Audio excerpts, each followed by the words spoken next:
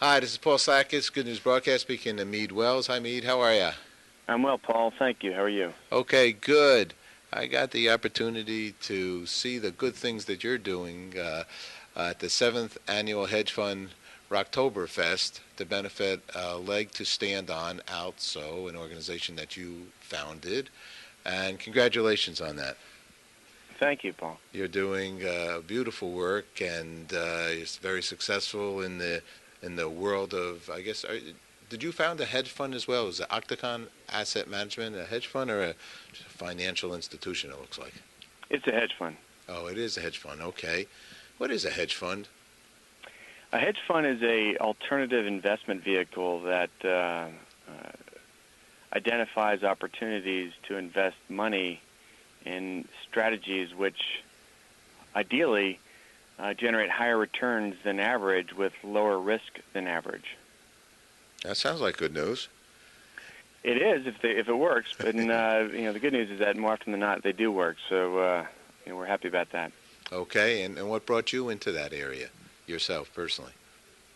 I was intrigued by the world of finance coming out of college, and we'd had some financial troubles in our family, and so for me, it was very important to find a way to generate as much income as possible in the event that I needed to take care of my family. And I felt at the time that going to Wall Street was one of the best ways to position myself to make as much money as possible. Okay, and obviously, as a result of what I just mentioned, a benefit, a leg to stand on, your soul is in the right place. And tell us about this event. And I will say it's one of the most wonderful events I've been to in a long time. And congratulations. And how did it evolve? Well, thank you, Paul. The event evolved out of actually a very unusual set of circumstances. For me, one of my outlets has always been music. Rather than choosing drugs or getting involved in bad activities to vent my stress or my frustration as sort of a teenager growing up, going through adolescence, I would channel that energy into learning how to play the drums of guitar, and that ended up being my tonic. That has remained the case since I was young, and I've continued to enjoy music not only as a form of therapy, but also just as a purely wonderful hobby. And when I started our hedge fund, I actually named it the Octave One Fund, an octave being a musical series of tones, eight tones, before they repeat themselves at a higher level or a lower level. And within that framework, which is a very clearly defined framework of tones, there are an infinite number of possibilities. You're only limited by your ability to be creative and come up with new ideas, because you can have any number of sequences of those tones and any number of beats and so forth and so on. Accordingly, in our office, I actually had a drum set and a guitar because I would spend long hours building the business, and at night in our office building, I could actually play the drums and I wouldn't upset the neighbors because we had a loft space on Fifth Avenue in Lower Manhattan. Investors that would come in would see the drums and see the guitars, and they would comment on that, and not surprisingly, one was a guitar player, and so we ought to get together and jam sometime, and we did just that. It was during one of these jam sessions that I was remarking about how I wanted to try to raise more funds for a leg to stand on to try to expand our scope of services. And we came up with the idea of performing in front of an audience of our peers to try to raise money for Leg to Stand On, and that was sort of the genesis of the concept. And we actually went and through a relationship, we were able to secure space at the basement bar of the Chelsea Hotel in Chelsea, New York. Uh-huh. We got the word out by email and through word of mouth that we were going to be playing, and we sold out the venue and had a great time and raised some good money for the cause. And that led to what is now Rocktoberfest, which is we're in our 7th year. We're going into our 8th year, and each year we've had a greater and greater demand for performers that are in the hedge fund community as well as an audience. So we're very happy about that and grateful for that. I love it.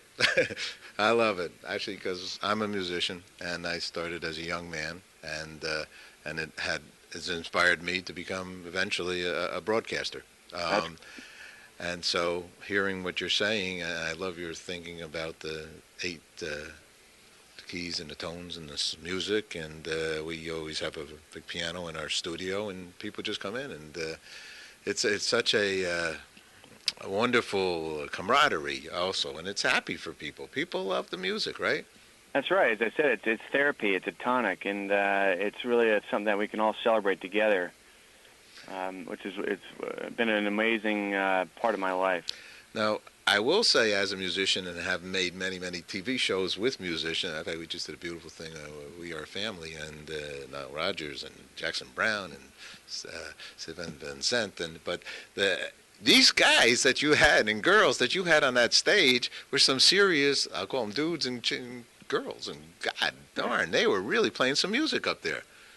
Well, I think, with if you look at the type of personalities that are in the hedge fund community, it tends to be very type A, very focused, and overachievers, and that is consistent with their passion for music. So it doesn't come as any surprise that they have actually been able to polish their skills on stage as performers. It's just people don't think about that when they meet them in the context of the business world. Well, they were quite serious, and it was a wonderful crowd at actually a new venue for us, first time at this 583 Park Avenue. What a special place that is.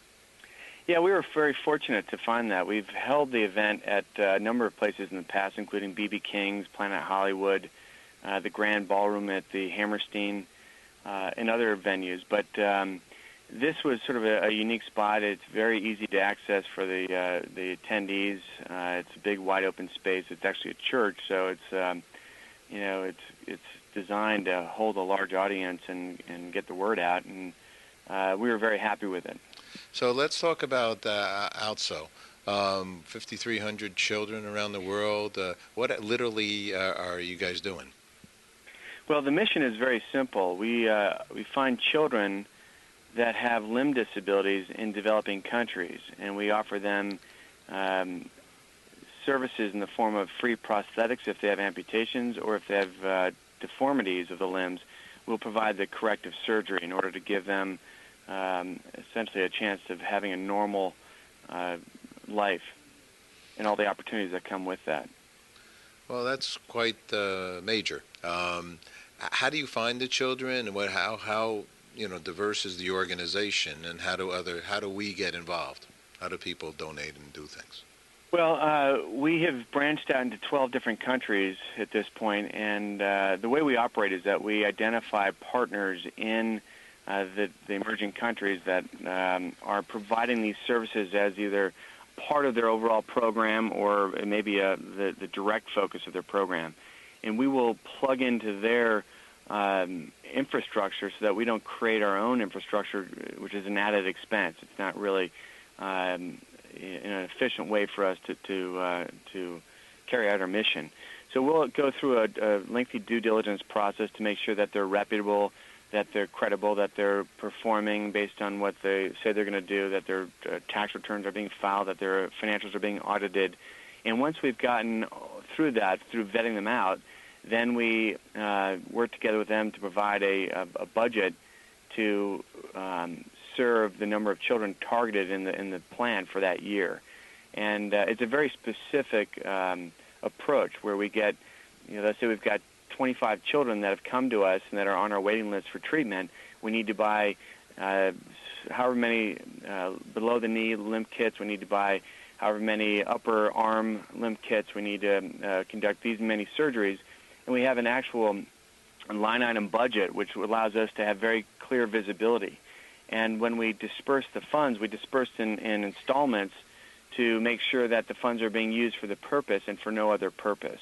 And that way, we keep very tight controls over the process, and we get reports with a before picture, an after picture, a patient intake form, which describes the injury or the disability, where the child's name and background and all that, as well as the invoices for the components or work that's been provided. And until we get those reports back, we will not disperse any further funds. So it's a very controlled process. And as we develop more of these, the word gets out, and more project partners approach us looking for a project partner relationship, and we conduct that due diligence with every single new partner, and then we do an annual due diligence to make sure that they're performing as per the agreements. How people can get involved really depends on what their interest is. We've had people write checks, which is very great. I mean, it's always welcome and appreciated, but people sometimes want to give of themselves, and so we often will have people volunteer. We welcome that, and we're very grateful for that. Last, people think about the organization and say, I'm not able to give time or money right now, but what I can do is make an introduction or try to get someone else to, for example, hold an event that will raise awareness and hopefully funds for the cause. And it could be anything from a bake sale for their children. It could be having a cocktail party or a wine tasting event to try to get the word out. And these are wonderful ways for people to contribute and help the organization, because in each case it's getting the word out, and as we get the word out, it becomes like a viral marketing campaign, and that allows for more people to hear what we're doing and contribute in whatever way they want to. Okay, well, you're a buttoned-up organization, and you could see with some of the video that was being shown, some of the young people that are walking now because of you guys. So that must make you feel pretty darn good. It does. I mean, it's just a great opportunity for us to give back and have a material impact on a lot of young children's lives who or otherwise would be faced with a very tough road to go down. Well, congratulations. It's a lot of good news here. Thank you very much for doing it, and I will link over to your website, ALTSO.org, so people can get involved. So keep up the good work. However we can support you, just give us a holler. Thank you, Paul. I appreciate it, and keep up good work you're doing getting the word out. Thanks, Meade. Take care. Thank you. Bye-bye. Bye-bye.